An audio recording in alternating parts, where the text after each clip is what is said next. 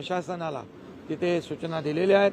त्या ठिकाणी रस्त्याची कनेक्टिव्हिटी देखील चांगली असली पाहिजे आणि म्हणून किंबहुना त्या ठिकाणी जे विमानतळ आहे त्याला देखील जोडणारे रस्ते चांगले असले पाहिजेत, येणाऱ्यांची गैरसोय होणार नाही याची काळजी घेतली पाहिजे, अशा प्रकारच्या सूचना दिल्यात। पुन्हा हे आता तर आणि काम पूर्णपणे आजपासूनच सुरू होत आहे आणि येणाऱ्यांना रस्त्याने येणारे जे प्रवासी आहेत त्यांना समृद्धी हायवेचा देखील मोठा फायदा होईल आणि या संपूर्णपणे परत पुढच्या महिन्यामध्ये याच दिवशी एक 15 तारखेला बैठक होईल आणि या पूर्णपणे होणारा सिंहस्थ कुंभमेळ्याचा यशस्वी आयोजन करण्यासाठी नियोजनामध्ये कुठेही कसर राहणार नाही, कुठेही त्रुटी राहणार नाही याची काळजी सरकार घेणार आहे।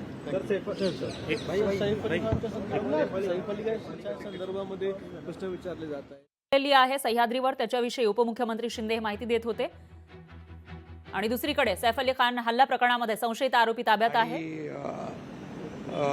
दुर्भाग्यपूर्ण आहे अशा प्रकारचे कलावंतांवर हल्ले होणं हे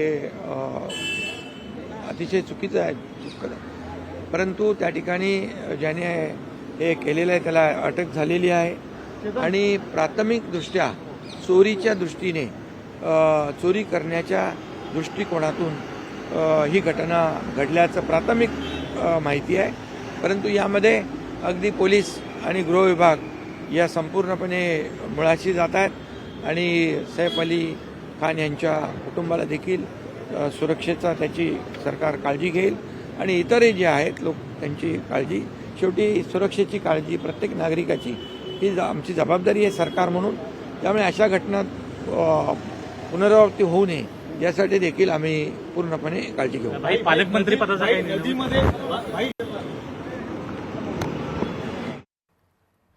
तर उपमुख्यमंत्री शिंदे यांनी या प्रकरणामध्ये सुद्धा आपली प्रतिक्रिया दिलेली आहे। याच्यावर कारवाई सुरू आहे, पोलीस कारवाई करतायत असं उपमुख्यमंत्री शिंदे यांनी सांगितलेलं आहे। संशयित आरोपीला ताब्यात घेतल्याचंही त्यांनी म्हटलेलं आहे। दरम्यान सैफ अली खानवर हल्ला प्रकरणामध्ये संशयित आरोपी हा पोलिसांच्या ताब्यात आहे। त्याचं नाव शाहिद असल्याची माहिती आहे आणि त्याची वाईफ सुद्धा या ठिकाणी आलेली आहे। तर आपल्या पतीला कशामुळे ताब्यात घेतलेला आहे, कशासाठी बोलावलं याविषयी आपल्याला काहीही माहीत नसल्याचं या आरोपीच्या पत्नीनं सांगितलेलं आहे। त्यामुळे आता पुढे नेमकं काय होणार ते बघावं लागेल। मात्र जे सीसीटीव्ही समोर आलेलं होतं, सैफ अली खान ज्या बिल्डिंगमध्ये राहतो तिथून बाहेर निघणारा आरोपी आणि त्याच्यानंतर आतमध्ये गेलेला आरोपी, हे जे कैद झालेले होते सीसीटीव्ही मध्ये, त्यावरून या आरोपीला, संशयित आरोपीला ताब्यात घेतल्याची माहिती आहे। त्याच्यामुळे आता मागील 3.5 तासांपासून जवळपास चौकशी सुरू आहे। त्याच्यातून नेमकं काय समोर येणार ते बघावं लागणार आहे, कारण सैफ अली खानच्या घरामध्ये घुसून हल्ला झालेला होता। त्याच्यावर 5-6 बार करण्यात आले होते, त्याच्यापैकी 2 बार हे अतिशय गंभीर होते आणि अशामध्ये त्याच्यावर सर्जरी सुद्धा करण्यात आली आहे। अशा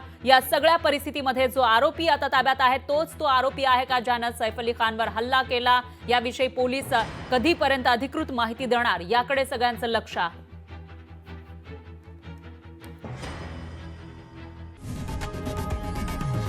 लोकशाही मराठी ऐका, पहा, जागरूक रहा।